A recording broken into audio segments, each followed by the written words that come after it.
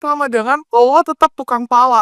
Jadi dengan lo belum menerima atau tidak menerima duit itu tidak menjadikan lo itu bukan melakukan pemerasan. Lo tuh memeras orang. Kasus dugaan pemerasan yang menyeret nama William Anderson alias Kode Blue terus bergulir. Di tengah ramainya pemberitaan, sang istri, Rosa, turut angkat bicara membela suaminya. Melalui unggahan di akun media sosial Kode Blue, Rosa menyampaikan sudut pandangnya mengenai tuduhan yang beredar. Dia meminta publik untuk tidak menelan mentah-mentah informasi yang beredar di media sosial. Menurutnya, banyak berita simpang siur yang tidak sesuai dengan kenyataan. Rosa menegaskan bahwa suaminya bukanlah sosok yang digambarkan jahat oleh banyak pihak. Tidak cukup sampai di situ, Rosa juga menyoroti bagaimana pemberitaan yang tidak adil terhadap suaminya. Menurutnya, dari sekian banyak kebaikan yang telah dilakukan oleh Kode Blue, justru yang terekspos adalah sisi negatifnya. Rosa juga menepis tuduhan bahwa suaminya melakukan pemerasan terhadap pengusaha kuliner yang terkena review negatif darinya. Sebelumnya, Kode Blue dituding memeras pengusaha kuliner yang mendapat review negatif darinya. Tuduhan ini bermula dari percakapan yang bocor di media sosial di mana Kode Blue mematok harga fantastis untuk menghapus video review. Beberapa pengusaha kuliner yang merasa dirugikan juga disebut mengalami tekanan dan terpaksa menuruti permintaan Kode Blue demi menyelamatkan reputasi usaha mereka. Menanggapi hal ini, Kode Blue telah meminta maaf melalui video. Namun, Rosa menegaskan bahwa permintaan maaf tersebut bukan karena pemerasan. Rosa menyesalkan bahwa dampak dari kasus ini tidak hanya menimpa suaminya, tapi juga keluarganya. Dia mengungkapkan bahwa keluarganya turut menjadi sasaran dalam polemik ini, termasuk ibunya yang mulai kembali terlibat dalam permasalahan mereka. Hai, gue istri Kode Blue, nama gue Rosa. Makin kesini udah banyak banget berita yang simpang siur ya, yang which is itu nggak benar. Kalian cuma tahu Kode Blue pemerasan, Kode Blue jahat, Kode Blue matiin rezeki orang, Kode Blue ini, Kode Blue itu. Tapi gue kan yang tinggal sama dia. Dari satupun berita dari 3 tahun lalu dikeroyok mulu sampai sekarang, tidak ada yang benar. Semua simpang siur, nggak ada yang fakta. Sampailah sekarang ke keluarga-keluarga nih, ikut semua masalah personal keluarga. Apalagi nyokap gue mulai ikut-ikutan lagi, padahal kita belakangan ini udah mulai chat-chatan, nyokap gue udah mulai beliin baju buat si dede. Tiba-tiba masuk lagi ke masalah ini. Bener-bener gak fair sama sekali. Gue mau ceritain ya dari point of view dari gue. Dari dewan gue ketemu suami gue itu, dia memang orang baik. Suka bantu, suka nolong, suka ikut-ikut partisipasi lah dari semua hal yang baik-baik. Tapi entah kenapa di berita ini dia kayak orang jahat banget. Nyokap gue memang gak setuju sama hubungan gue sama William ya. Tapi gue kan yang ngerasain, gue tuh sangat bahagia loh semenjak ketemu dia. Tapi yang dia tahu tuh jelek-jeleknya aja. Gue gak pernah sedih dari awal gue ketemu sampai gue punya anak, sampai tiap ada masalah nih. Gak pernah sedih. Karena dia baik, dia selalu buat gue tenang, bener-bener jauh dari apa yang kalian pikir. Kalian tahu gue kabur dari rumah, itu gue punya alasan sendiri. Kalian gak bisa ikut campur. Kalaupun kalian jadi gue, kalian akan melakukan hal yang sama. Yang kedua, pemerasan itu tidak terjadi dan tidak benar sama sekali. 350 juta itu untuk 8 konten, yang which is satu konten 43 jutaan. Dan 43 juta itu normal untuk influencer yang followersnya di atas 1 juta. 43 juta untuk 2 sosmed. Nah itu negosiasi batal. Uang tidak kita terima sama sekali sepeser pun. Yang ada yang bilang 350 juta sampai 600 juta. 600 juta itu kalau misalnya ngikutin red cardnya Kode Blue. Sedangkan kita over udah didiskon lah gitu. Saat itu terjadi kita nggak tahu kalau berita itu datang dari orang bermasalah. Ini pelajaran buat kita dan Kode Blue juga sudah minta maaf. Kalian bisa lihat sendiri dari videonya Kode Blue itu tidak ada disebutkan saya minta maaf karena pemerasan ya. Karena memang tidak terjadi pemerasan. Terjadinya itu memang yang berita dari orang bermasalah ini. Terus sekarang nomor gue dan suami gue di-doxing. Banyak banget orang-orang gak jelas tiba-tiba telepon, chat WA gitu. Jadi membuat makin stres. Oh, yang soal katanya William nabrak nyokap gue. No, itu bener-bener berita yang paling tidak terjadi ya. Dia tiba-tiba datang ketok-ketok kaca mobil pakai itu kaca mobil loh, kunci kaca mobil tok tok tok tok. Kaca mobilnya mau pecah. Lah gimana ngajak ribut? Terus di situ William mau cabut lah. Ya kali. Terus dia bilang gelindes. dan sudah dibawa ke kantor polisi waktu itu pas kejadian tepat dia bilang dilindes. Di depan polisi sudah jelas polisi bilang kalau nyokap gue yang salah, tapi tidak ada minta maaf sama sekali sampai sekarang. Dan dia malah nyebar-nyebar fitnah kalau dilindes. Gue bukan ngebelain suami gue di sini, tapi memang tidak terjadi. Oh, terakhir ada kejadian 2 tahun lalu di Peak, itu posisinya gue dijambak duluan.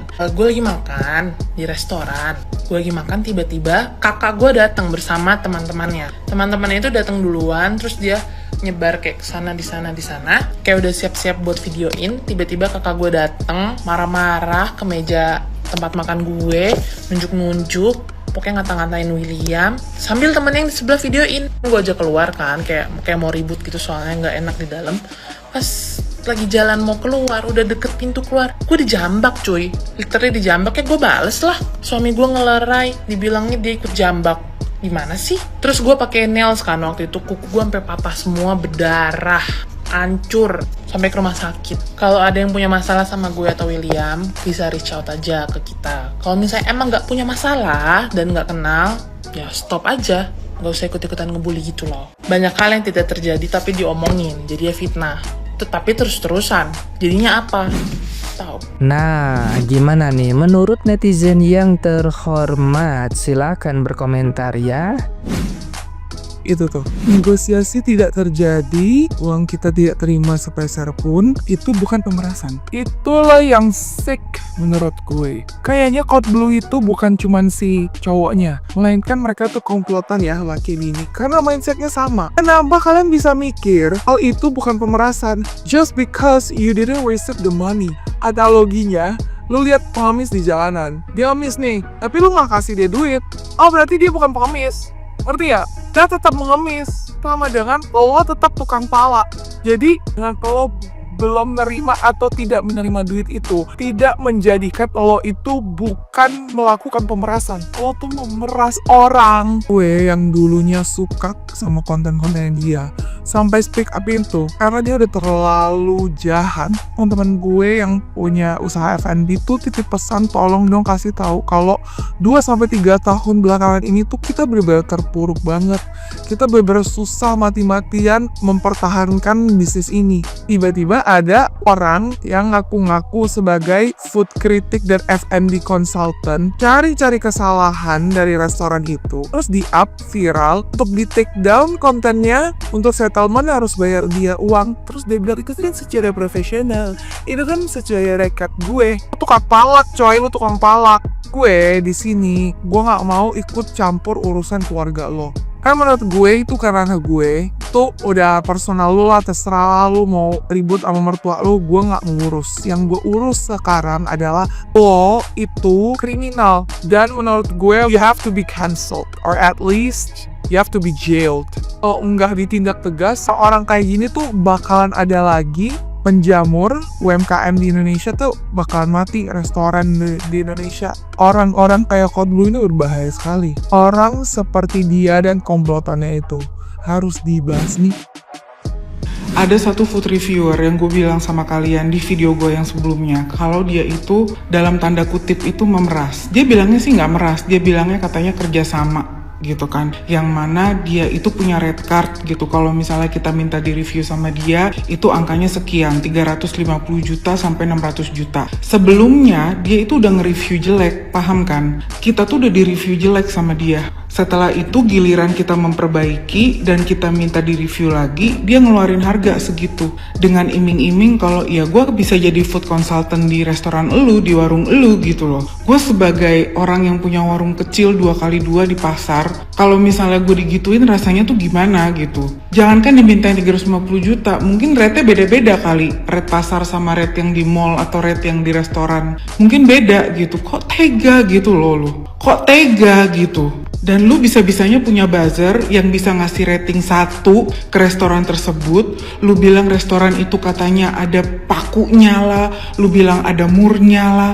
Kan itu udah gak masuk akal gitu. Bisa-bisanya lu kayak mereview orang lain yang bercerita kalau di restoran X itu ada murnya, ada pakunya. Kok bisa gitu loh? Udah cukup lah gitu kan mafia skincare. Ini mau ada lagi nih mafia food and beverage nih kayak begini nih. Ini gue makasih banget ya sama tim gabut yang ada di platform sebelah ya. Mereka nge-spill semuanya, sampai chatnya, sampai nomor teleponnya pun di-spill. Jadi itu nggak mungkin bohong, udah pasti dia. Nggak mungkin orang lain. Dan dia pun udah minta maaf gitu loh. Dan dia juga udah minta maaf ya nyari-nyari gue. Sebelumnya dia sempet kayak nantangin gitu.